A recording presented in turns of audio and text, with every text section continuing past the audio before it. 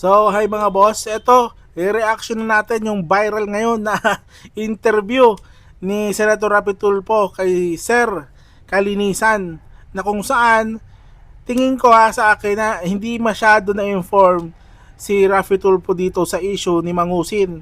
Kasi nilalang yung unjust vexation, nilalang lang niya na yun nga, na unjust na yun, ang nakapagpakulong ngayon kay Kulaong na isang scammer. Ha? Tandaan niyo po, mangloloko po si Mangusin. Dinadaan lang tayo sa yabang, kaya napagkakamala natin bobo o si Raulo. Ha? Pero ito, maraming salamat kay MG at sa lahat, kila The Kings, kay Food Genius, tala sila Boss Mac, Pablo, etc. etc. Ha? At dahil sa inyo, ito na, yun, nasa hoyo ngayon ang ating bida. So ito, reaction natin to. Ito yung video. Questions na bakit ganon.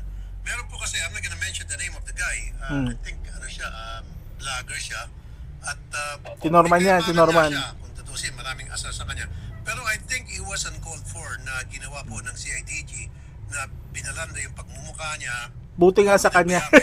Na pagmumurahin siya at insultuhin siya. Samantalang yung kanya pong kaso ay unjust vexation lamang na napakababaw. Nilalang lang niya yun, ha. At pinayagan po ng CIDG yun. Nababaw nga pero Politin context. Actually, kahapon po, I was just in the Senate. I was just nga po with Senator Erwin. Nag-ibitan nga ako kami na a few years ago, 5 years ago, inuli rin po yung same person po na ito ng NBI po naman at marami po naloko mga OFW po ito at tapos po si Senator Erwin sa tumulong sa pag-aresto nito and that guy was also presented. We understand na ang dating po sa tao ay unjust fixation po ito, unjust fixation lang ito. And of course, we are protecting also the identities of people. However, Senator Rafi, siguro alam naman po natin sino yung taong pinag-uusapan dito. And all of these offenses to the public are extremely public. And siguro po, while there are issues, totoo lang po, meron nga po mga issues po na maaaring mapag-usapan at mapapagdebatihan. But at the end of the day, Senator Rafi, mahaba pong listahan nito kung susumahin. totoo, sobrang haba ang listahan. Hindi lang to vlogger, may mga na-scam na OFW, si Mangusin. Yan, isipin niyo mabuti. Kaya Senator Rapi, bago nyo sana ito yung interview si Sir Kalinisan, sinigurado nyo mga staff nyo na alam ang background ni Norman Mangusin. Hindi lang to trash talk ng mga vlogger. May mga biktima po ito. Marami. Natin, meron pong human trafficking dito sa namakmak na estafa cases. Human trafficking po natin ang pinapahamak po nito, yung pong hard-earned money po ng ating mga kapwa Pilipino. Disrespect for institution, use of the uniform, pagpapahiya ko sa mga police, even NBI, even LTO. Ang dami. Forward ko na. Ito rin sinabi ni Rafi Tulfo. Kung gusto ng PNP, ng CIDG, mag-press con, pangalandakan yung pagmumukha ng isang suspect na may warrant, sana man lang sa medyo malilim-lalim naman. Sana man lang sa yung mga rape, kidnapping, bank robbery. Wag naman po yung unjust vexation kasi ang pagkakaalam ko po, nung may tumawag sa aking kakilala ko, ito po yung away daw po ng parehong dalawang vlogger at pinatulan po ata ng PNP. Ngayon, pag nag-away yung dalawang vlogger, wag po natin patulan. Hayaan na natin sila mag-away. Magpatuloy, tapos marami mga vlogger pupunta sa kanya. Marami pupunta sa Rafi Tulfo mga vlogger, wag papatulan, pinapatulan mo nga pinapapunta mo nga ng studio mo tapos sasabihin mo, wag papatulan ng vlogger to vlogger. Okay. Enough na po yun na mahuli natin yung taong yun and then ipalabas natin sa media na nahuli na itong si Poncio Pilato. That's good enough. Huwag naman po yung Ba't kaya ayaw niyong banggitin Ba't kaya ayaw niyong banggitin? Again, I don't know the guy. I haven't met the guy. Hindi Even na kilala. ako naiyabanok sa taong yun. Kasi kuminsan, dumadaan sa Facebook, news sige. feed ko, na talagang saksakan ng yabang. Pero walang personalan. Mayabang ka, sige. Karapatan mo yumabang.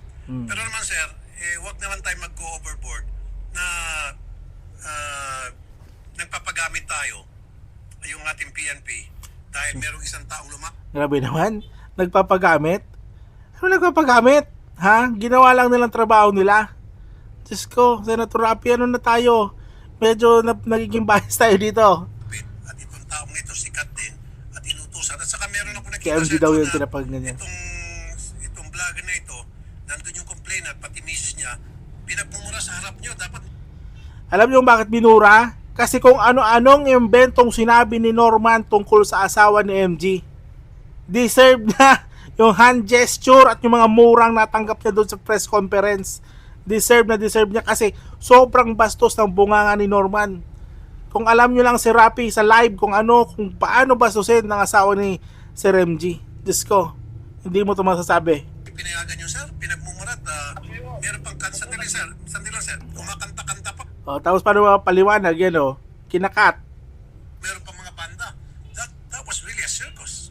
Sana hindi na po pinayagan yun. Natuwa ko doon nung nagalit yung nasalita pa ko ng gano'n yung isang vlogger. Totoo, hindi po yung mga gano'n na we do not tolerate it, we ask him to stop. Pero to put it Pinatigil naman talaga. We don't like that. I personally didn't like that also. Pero yung At saka, sir, masingit pa sir, baka makalimutan. Saka nakikita ko sir, yung vlogger na nagko-complain against this guy na naka-t-shirt na ng preso, nagigipaglambingan pa doon sa isang vlogger. Para bang nangyari, ang litaw nun sir, pag ako manunood at kung yung mga ordinary tao manonood, parang nabayaran yung PNP para huliin tong taong to, para ipahiya tong taong ito. Definitely hindi po gano'n, Senator Rafi. Hindi talaga gano'n.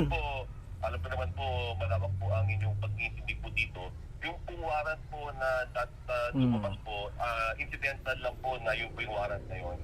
So there are other cases involved, there are other pending cases. Sabi ko nga ako, may human trafficking nga po dito. Ang dami po talaga, Senator Inuulit-ulit. Rafi, level po talaga. Inuulit-ulit na nga ni Sir Kalinisan na marami pang mga kasong kay Norman. Pero hindi nakikinig. Yung unjust vexation na talaga pinaglalaban nito ni Rapi. Nataon lang po talaga na ito po yung warrant na lumabas. Hindi, this is outside of the personalities here. And I actually salute the PNP po, Senator Rafi, na mabilis po yung pagkaka-arresto nito. No sir, I'm sorry sir. Kinontra pa niya dito. I'm sorry, I don't salute the PNP. In fact, I saw it na nagamit ng PNP Ulit-ulit yung word na nagamit. yung isang tao na lumapit sa kanila. I did salute the PNP. Sa saludo po, inaramda nila sa media ay kidnapper, bank robber, rape with homicide. Yung ba mga hindi po pinapreskon. Chop-chop yun. Chinap-chop yung babae nilagay sa Folder. Kaya po, I to cooperate po, I understand where you're coming from. Sa kahit sinong Kasi sir, alam mo kung bakit nakita ko na para nagamit po yung PNP. Dahil natimbrihan po yung complainant against this vlogger na mayabang. O sabihin natin, vlogger na mayabang. Etong si vlogger, Etong si vlogger na mayabang, nung mahuli siya, nakaredy na po yung complainant na may dala pa pong mga combo, may dala mga banda, tapos kumakanta-kanta pa. And pinayagan po ng PNP yun? Dapat Eto, sasabihin ni Sir Kalinisan na magkaibang venue o magkaibang lugar yun nangyari. Magkaibang oras.